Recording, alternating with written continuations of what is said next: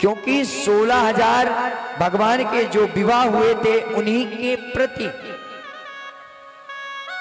कुछ स्त्रियों को राजा ने कैद कर रखा था।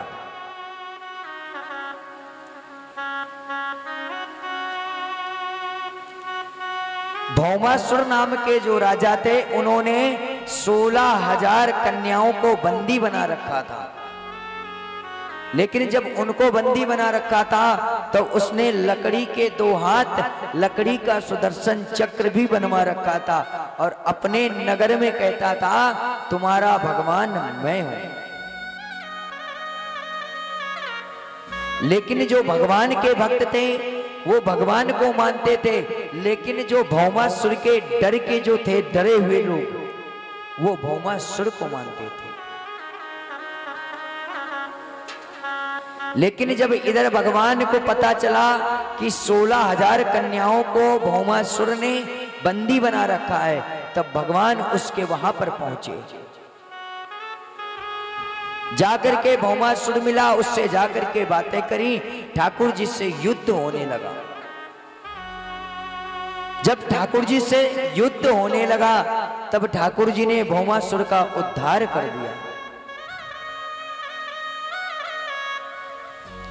जब भौमासुर का ठाकुर जी ने उद्धार कर दिया, वहां पर 16,000 कन्याएं बंदी थी और ठाकुर जी ने उन कारागारों से कन्याओं को बाहर को निकाला।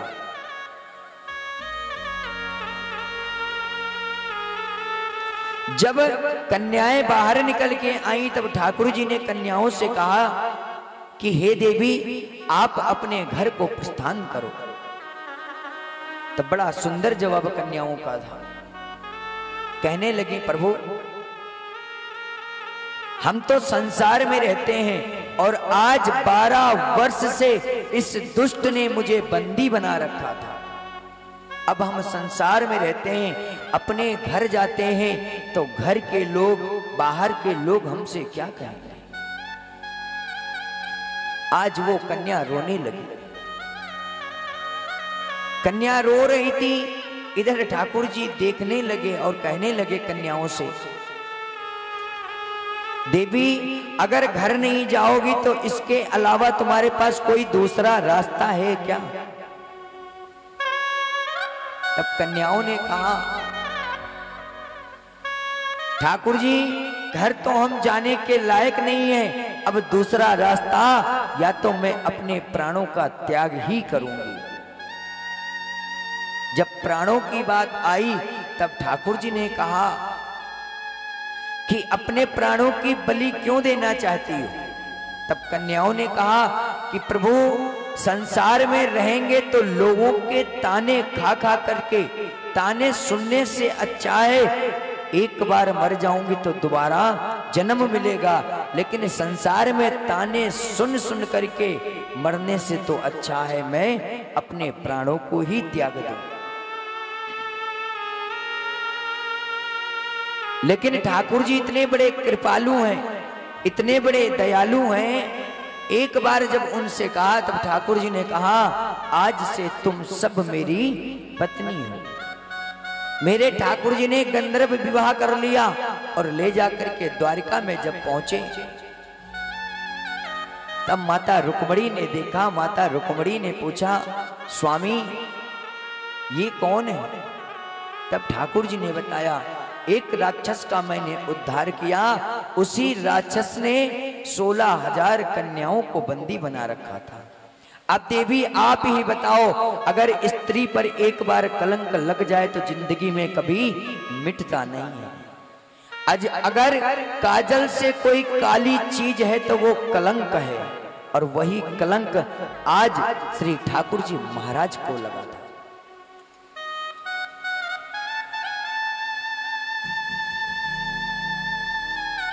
तब माता रुक्मणी कहने लगी कि स्वामी अगर तुमने गंधर्व विवाह कर लिया है तो कोई बात नहीं, आज से ये मेरी सब छोटी बहन है।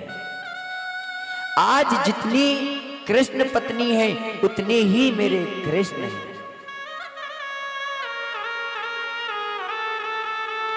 इधर भगवान ने जब 16,108 विवाह को संपन्न किया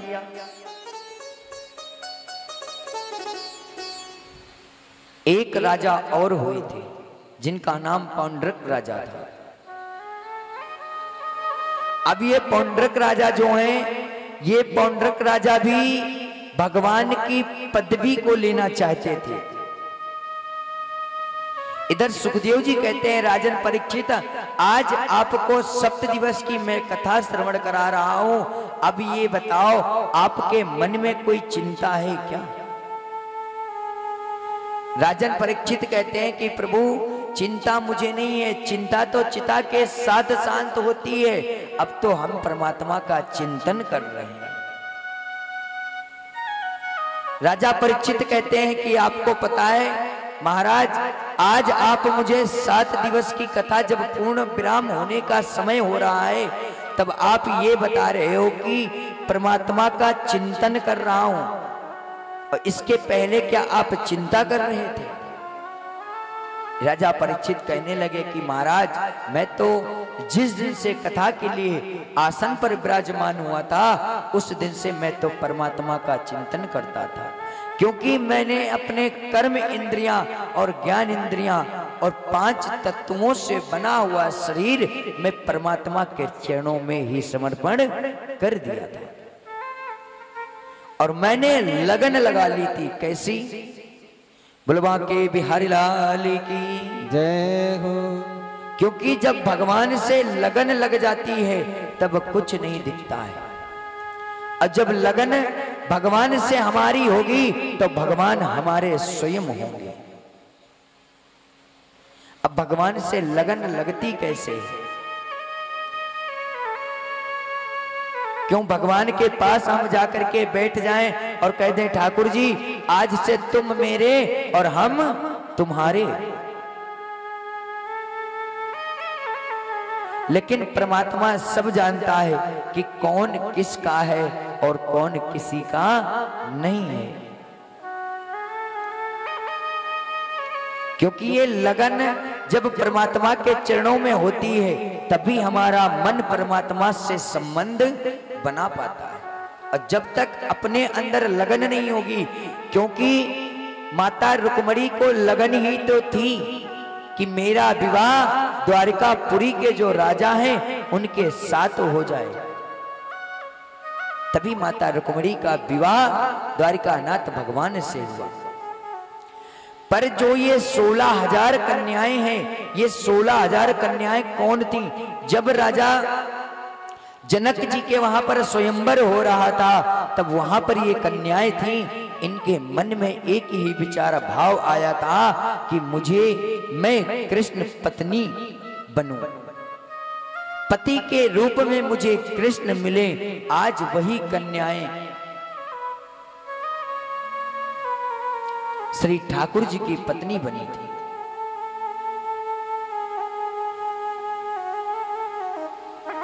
लेकिन जैसे ही ठाकुर जी की पत्नी बनी थी और इधर प्रेम था, लगन थी,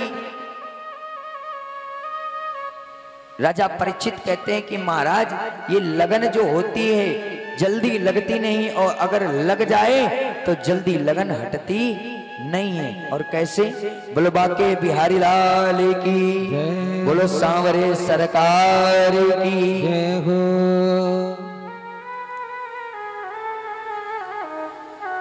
लगन तुमसे लगा बैठे, जो होगा देखा जाएगा। लगन ठाकुर जी के चरणों में लग जाए, फिर जो होगा देखा जाएगा। और लगन बार बार नहीं लगती है, एक बार ही लगती है।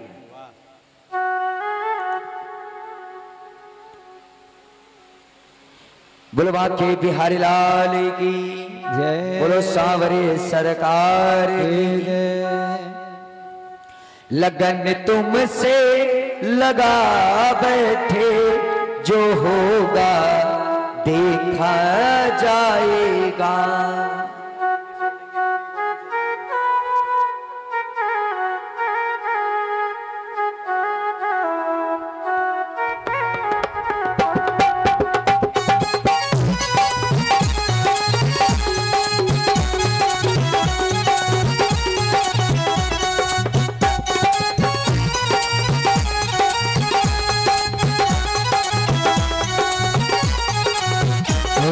लगन तुमसे लगा बैठे जो होगा देखा जाएगा।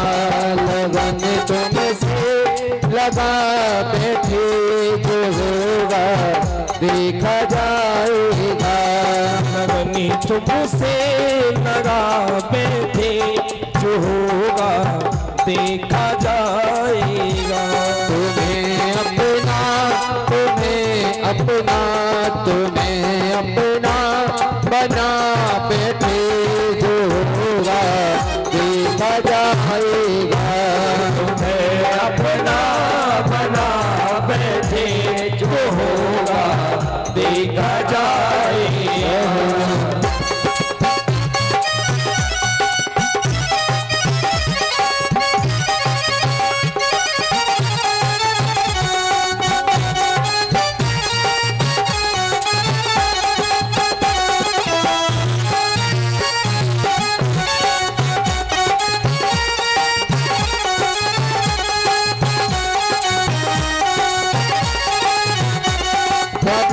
दुनिया से डरते थे तो छुप छुप याद करते थे।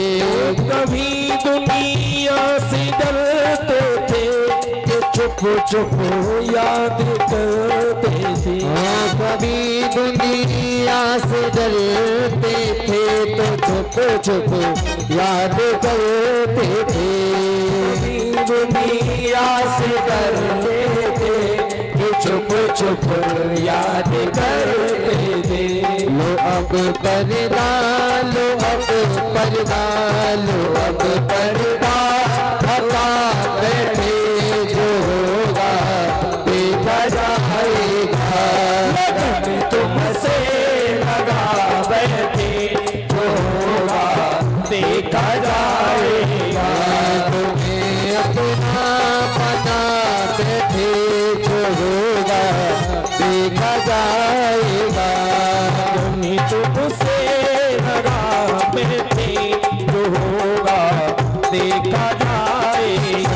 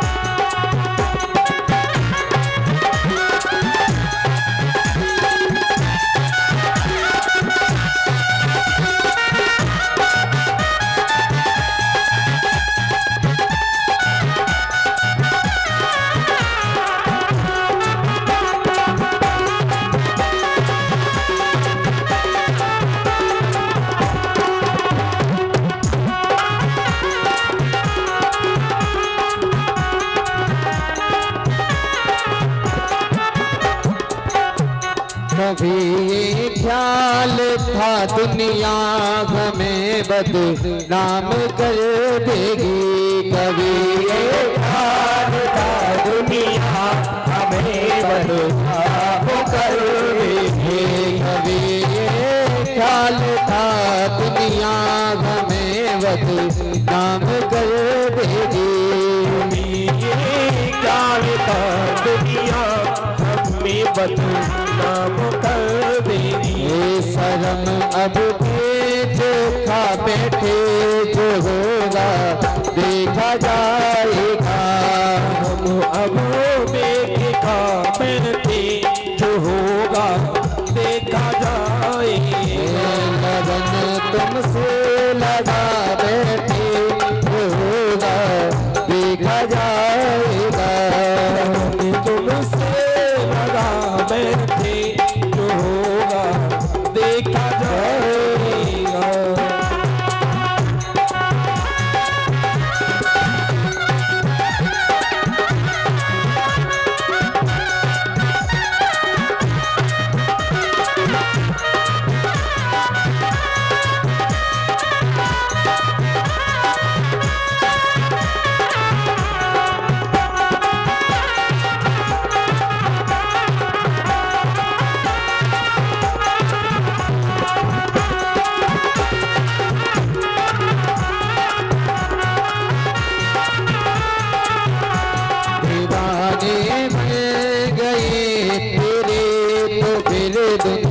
यहाँ से क्या मतलब।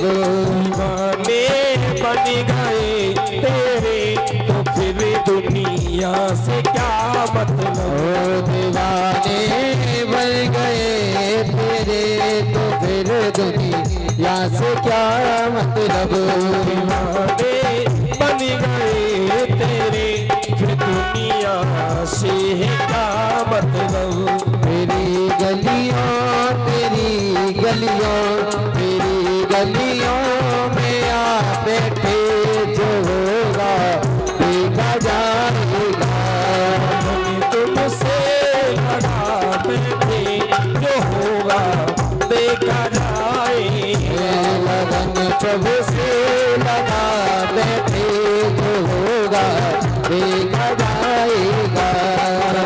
प्रभु से लगा बैठे जो होगा देखा जाएगा। जो होगा देखा जाएगा। होगा देखा जाएगा। जो होगा देखा जाएगा। बोलवा के बिहारी लाल की, बोलो सावरे सरकार की।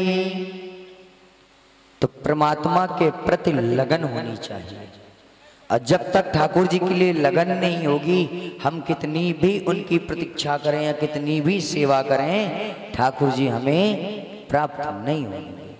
यानी अगर हम पूजा पाठ भगवान की भक्ति या सत्संग करते हैं तो लगन के साथ करना चाहिए। पौंड्रक राजा जैसे करता था वैसे ही नहीं करना चाहिए।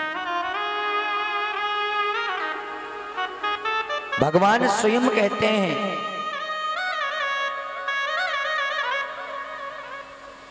मैं हर किसी को मिलता हूं, लेकिन कोई मुझे मिलता है और कोई नहीं मिल पाता।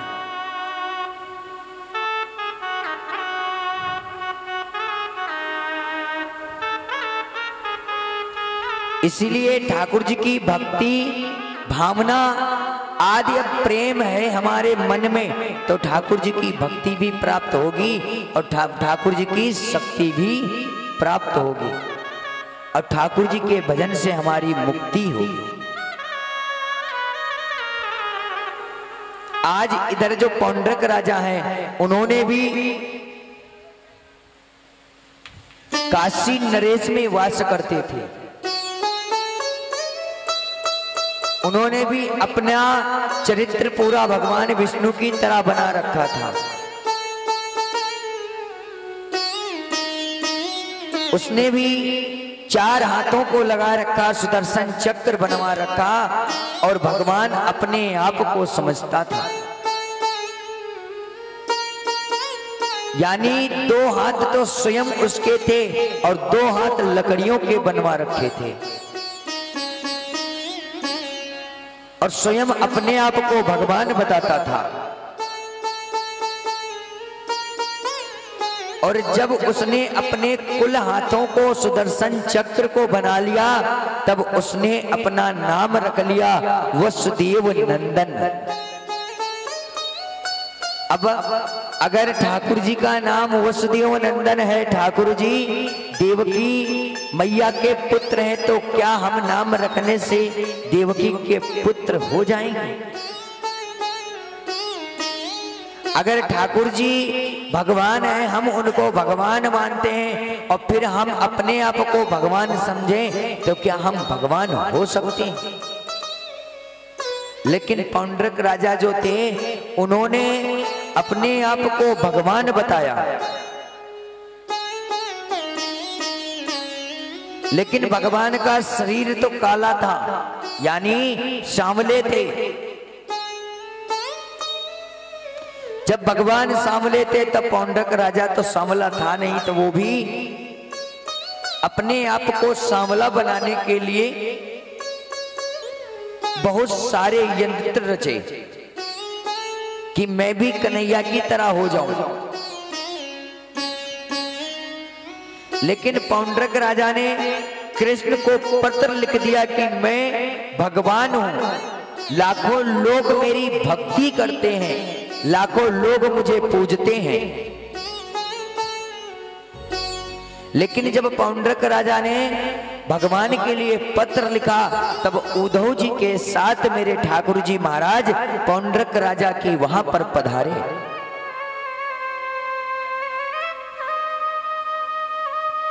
जब उसका नाम पूछा तो नाम बताया, देवकी पुत्र वसुदेव नंदन। ठाकुर जी को ऐसा बर्दाश्त नहीं हुआ, ठाकुर जी ने अपने सुदर्शन चक्र को आदेश दे दिया, सुदर्शन चक्र जाकर के पौंड्रक राजा के शरीर के 2 भाग कर। जैसे ही पौंड्रक राजा के 2 भाग हुए, ठाकुर जी कहने लगे, राक्षस था तो राक्षस ही रहेगा, भगवान कैसे बन जाएगा। ऐसे ही ठाकुर जी ने पौंड्रक राजा का उद्धार किया। इधर सुखदेव जी कहते हैं, राजन परीक्षित, भगवान बनने में फायदा नहीं है, जो भगवान की सेवा करने में फायदा है। यानी हम अगर भगवान बनते हैं तो हमारे पास आएंगे तो लाखों लोग, लेकिन वो फल नहीं मिलेगा। जो हम भगवान की सेवा करने में फल प्राप्त होगा, वो भगवान बनने में फल नहीं प्राप्त होगा। इसीलिए अहम ही नारायणम अहम भक्ति नारायणम।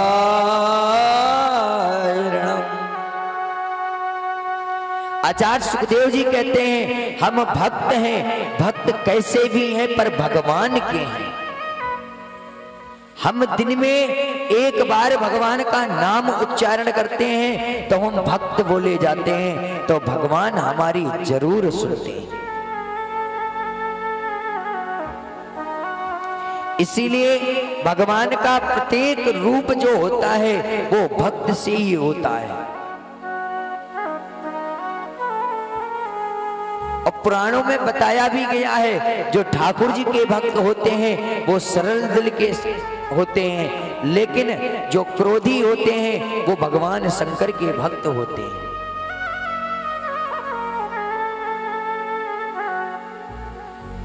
आज प्रभु अपने पूर्ण रूप की लीलाओं को करा। इधर नारद जी महाराज का आगमन हुआ। नारद जी महाराज ने जाकर के द्वारिका नाथ से मिले और कहने लगे, प्रभु मैंने एक नई लीला सुनी है। ठाकुर जी कहने लगे, कौन सी लीला नारद? नारद जी कहने लगे कि प्रभु इंद्रप्रस्थ है, वहां पर हमने सुना है कि यज्ञ की तैयारी हो रही है। इंद्रप्रस्थ किसे कहते हैं पता है? इंद्रप्रस्थ किसे कहते हैं? दिल्ली को कहते हैं। पहले पांडवों की जो राजधानी थी वो दिल्ली थी और इसी को हम इंद्रप्रस्थ कहते थे, लेकिन अंग्रेजों ने इसका नाम चेंज कर दिया।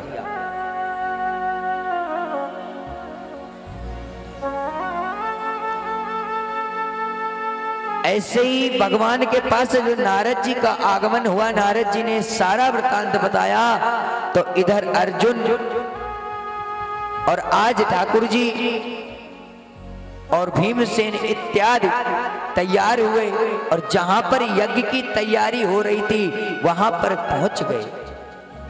जब वहां पर पहुंचे तो वहां पर बड़े बड़े दुष्ट बैठे थे, यानी शिशुपाल, जरासंध इत्यादि वहां पर बहुत लोग बैठे थे। लेकिन जब वहां पर ठाकुर जी इत्यादि पहुंचे तब अर्जुन कहने लगे कि गुरु, अर्जुन के मन में श्री ठाकुर जी के प्रति गुरु का भाव रहता था।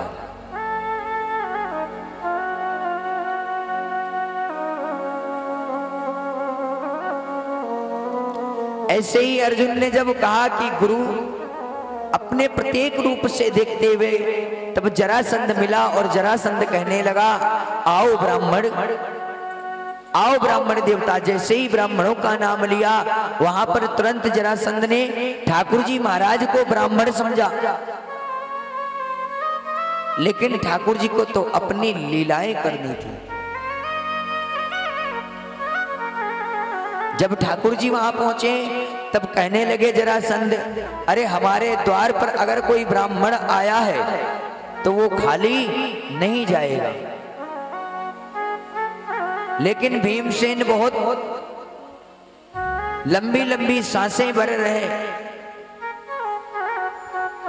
अर्जुन भी बहुत लंबी लंबी सांसें भर रहे। ठाकुर जी ने भीमसेन से कहा कि अरे अपने आप को अपने में ही रखो, अगर जरा सा भी शक इस जरासंध को हो गया तो हमारा तुम्हारा जीना बच नहीं पाएंगे। क्योंकि जरासंध ने जब अस्ति प्राति को जाकर के अपने पिता से कहा था, तब ठाकुर जी जरासंध से युद्ध हुआ था, तब ठाकुर जी रण छोड़ के वहां से चले गए। अब जरासंध को ठाकुर जी ने 17 बार हराया था, उसकी कोई गिनती नहीं। लेकिन जरासंध ने ठाकुर जी को एक बार हरा दिया तो उसको बार बार गिनता था। लेकिन जब जरासंध को शक हुआ कि ये ब्राह्मण नहीं है और कहने लगा, आप लोग ब्राह्मण नहीं हो, ब्राह्मण का भेष धर करके आए हो, और बताओ आप यहां आए क्यों हो। तब ठाकुर जी कहने लगे कि जो मेरी बाईं तरफ खड़े हैं वो अर्जुन है, और जो मेरी दाईं तरफ खड़े हैं वो भीमसेन है, और मैं तो तुम जानते ही हो, मैं तो तुम्हारा पुराना शत्रु हूं, यानी श्री कृष्ण द्वारिका नाथ हूं। आज जरासंध और भीमसेन का युद्ध हुआ। आज जरासंध ने भीमसेन की एक एक नस को ढीली कर दिया। लेकिन इधर अर्जुन को ठाकुर जी लड़ने के लिए नहीं भेजा, स्वयं ठाकुर जी और जरासंध का युद्ध हुआ।